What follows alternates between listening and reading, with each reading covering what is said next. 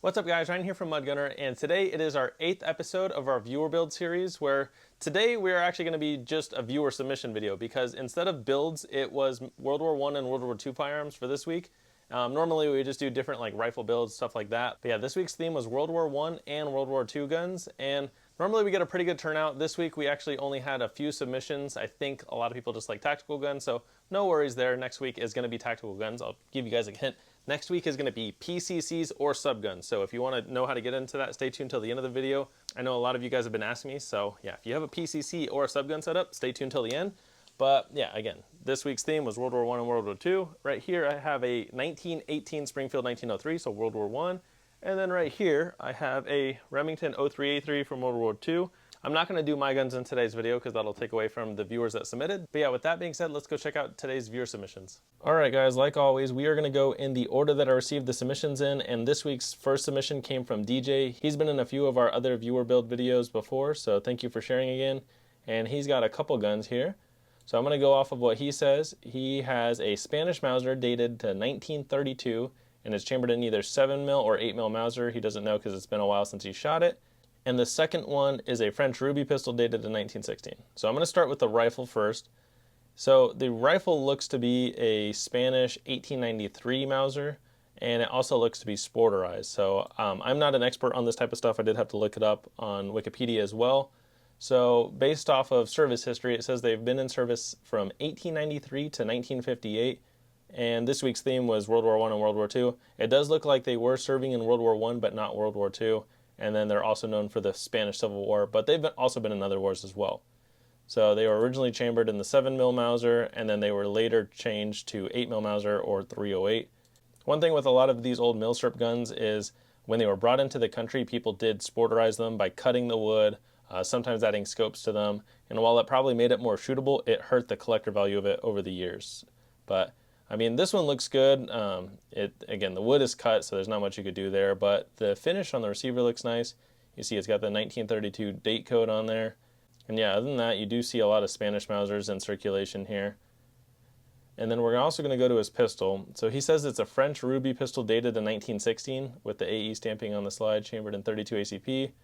And from what I looked up, because I work in the gun industry, so I know some of the manufacturers, and when I saw that this is E-bar normally means Spain, so even though it was probably a French like military pistol, it was made in Spain based off of the information I could find online. So the model's 1916. It looks like it was a French service pistol, but a lot of Spanish countries made them as well. And this one has been in quite a few wars. So the service was 1914 to 1958 on this. It did see World War I and World War II. And then I guess there was a lot of kind of crappy manufacturers of these pistols. So it says about 710,000 Ruby pistols were accepted by the French from all sources. And by 1920, about 580,000 were still serviceable in French army stores. And then one thing, it says they can get so worn out that the gun would basically go full auto. So it'd basically just get stuck, the firing pin would get stuck forward or whatnot. And yeah, the biggest thing was quality control issues. And then it says relatively weak cartridges, which 32 ACP, it is a small round. It's like smaller than 380. And then the reliance on only one type of safety and lack of visible hammer make these pistols very dangerous to carry cocked and locked. But yeah, other than that, Ruby pistols are also like just one of the more common milsurp guns you see in stores. This one looks pretty nice. It honestly, like, the grips look wood, but they also don't look like wood, but I just think they're really dark. But yeah, I mean, the overall condition of that gun looks decent. He says the pistol was in for a gun shop repair, but the previous owner passed away, and after 4 years of the shop calling for someone to come get it, no one did, and they sold it to him for 20 bucks. And then he says he's not sure what the gun shop did, but it currently has a broken firing pin. But for 20 bucks, I mean, he says it makes a cool conversation piece, and I agree. It is a cool piece. I actually bought a Spanish pistol similar to that for about $20 years ago as well. As something same, like it was just a cheap, that one was like corroded and the grips were eaten away, but for 20 bucks I wasn't going to complain. So yeah, thank you for sharing, DJ. Those are interesting guns, and yeah, it's not something you see every day, but they are in circulation. And then our next viewer builds, I can't say viewer builds, these are actual like military rifles, I'm just so used to saying viewer builds. Our next submission is from Zachary, and he said, up top is a 1912 Chilean Mauser made by Steyr, slightly pre-World War I based on my research, but it was probably made in 1912 or 1913. Some information I found on these is that some were sent to Chile, but once war broke out, Austria-Hungary seized what was left of these and put them in service. No clue if this ever actually was used in battle, but a cool gun nonetheless, and it's chambered in 7mm Mauser. And yeah, I mean, that is a beautiful gun. And basically, yeah, I mean, a lot of these Mausers were like used in a variety of wars, and like doing stuff like this makes me want to like relearn all my history. Like I'm sure I was taught about some of the wars in like social studies growing up, but I basically need to relearn a lot of that. And I think it'd be cool to get books of every war from whoever was in conflict in the war, and then every gun that was used in it. That would be very interesting to me. If you guys have any books that you recommend for that, I would love to see them, because I'm also looking for like really detailed like pictures of all the makes and models. I think it'd be cool to learn a lot more of this history, because I definitely did not pay attention as much as I should have in school, but school doesn't even talk about guns, so it doesn't matter. But yeah, that's a very cool Chilean Mauser. And then on the bottom, he has an M1 Garand from the CMP, so that's the Civilian Marksmanship Program. It's actually a post-war model made by Harrington and Richardson, but I figured since they were U.S. service weapon for the war, it'll fit in. And yeah, you're right. M1 Garand is one of the most iconic World War II guns, if you guys didn't know. There's so many movies and shows based off it. I just recently finished watching Band of Brothers. I also recently rewatched Saving Private Ryan, and like there's so many just war movies where you see the Garand, you hear that ping, like that dinner bell when the gun fires the last round, because it makes that loud ping noise. And yeah, the M1 Garand is just an iconic gun, and I really want to own an M1 Garand one of these days. Going back to the Chilean Mauser, at least Google or Wikipedia says that that gun has been in service from 1912 to present day, which is crazy to think about.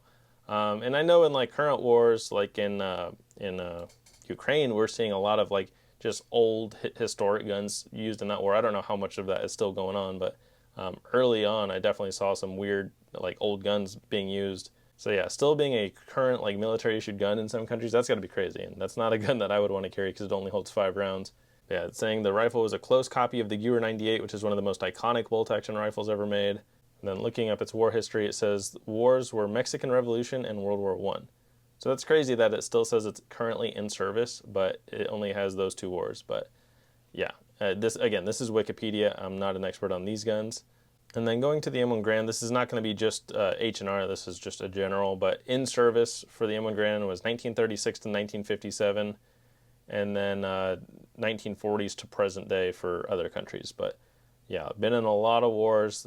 First war it shows is World War II, but then you got Korean War, you got Vietnam War, and then tons of other wars I've never even heard of. So yeah, M1 Garand is basically a goat of the rifle world, but I think there's a lot better options now. So yeah, still an iconic rifle. I'd love to own one. I've got to shoot one twice so far now, and it is a very fun gun to shoot, and honestly hearing that ping is awesome, but I guarantee back in the day that was like the worst sound you could hear. But nonetheless, very cool gun, so thank you for sharing again, Zach. Alright, and then going to our last submission, I know there's only 3 this week, but we should get some more next week. This comes from Ryland, and Ryland also has 2 rifles here, so thank you for sharing. The top rifle is an M91 Carcano Cavalry Carbine. It's chambered in 6.5 by 52 Carcano. It's dated in 1918, and some of these rifles were used by the Italians during World War I. They even saw some limited use by Italians and Germans in World War II. The Cavalry Carbine was specifically equipped with a bayonet and a shorter barrel so soldiers could ride bicycles and fire the weapon. That's crazy. I'm just going off what they wrote. The bottom rifle is an Enfield No. 4 Mark I. It's chambered in 303 British. It's dated to 1944, and as the name suggests, it was used by the Brits throughout 1890 to 1950. The entire line of Enfield rifles are sort of iconic because the action cocks on close, where a lot of other actions cock on opening. Without getting too nerdy, this is interesting because it isn't your traditional Mauser action. The No. 4 Mark I have is pretty traditional surplus pickup. The only somewhat impressive thing about mine is it was equipped with crude battle sights and an adjustable flip-up rear aperture for very precise shots. Many of times the precision sight was broken off and lost in battle or not even equipped. One other thing to note on the Carcano that wasn't mentioned is the Carcano was actually the gun that shot and killed JFK, and I looked up the picture and it was a sporterized Carcano with a scope.